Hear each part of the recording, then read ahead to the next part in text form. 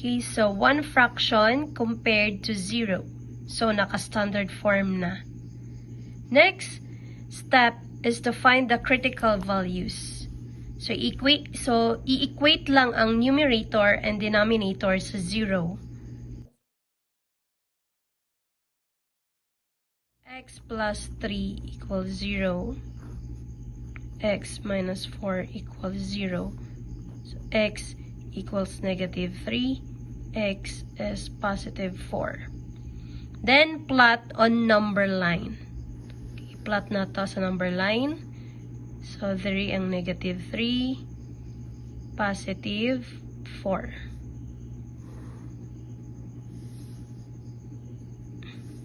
Okay. So, first interval is from negative infinity to negative 3.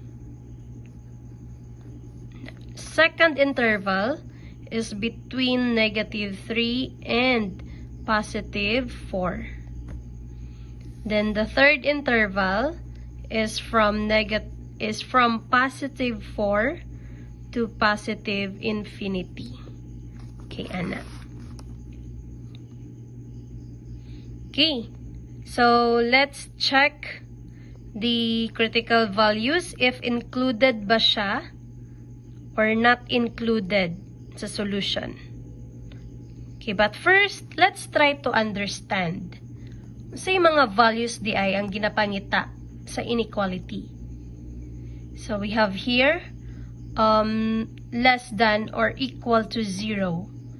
So, we are looking for values na equal to 0 and less than 0. So, we are looking for 0 and negative numbers.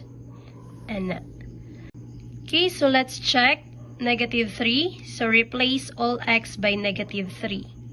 So, negative 3 plus 3 equals negative 3 minus 4. Okay, so 0 over negative 7 equals 0. Okay, so again, we are looking for values na 0 and negative numbers. So, kung if i-replace na to ang x sa negative 3, yung answer is 0. So, shaded na to, kay appeal si negative 3 sa solution. Okay, how about positive 4? Let's check if included ba siya sa solution. So, positive 4 plus 3 over 4 minus 4. So, we have 7 over 0. That is undefined. So, dili included si positive 4 sa solution. Okay, dili na pod. Let's check the intervals. If asa sa ilang tulo, ang mag-equal sa negative values. Okay, so pick one number from negative infinity to negative 3. So, for example, let's have x equals negative 10. Okay, one number from negative 3 to positive 4. Okay, so let's choose positive 1. One number from positive 4 to positive infinity. Okay, so for example, 5. Okay, so replace x by negative 10. So negative 10 plus 3, negative 10 minus 4. Okay, so unsay sign ni numerator? Okay, negative. Sign ni denominator? Negative. Negative divides negative, that is positive. So, first interval, positive values siya. Okay. Replace x by positive 1. So, we have 1 plus 3 over 1 minus 4. So, positive, that is negative. The answer is negative.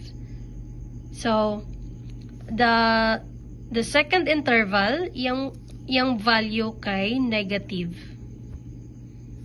Okay, third interval, 5 plus 3. 5 minus 4.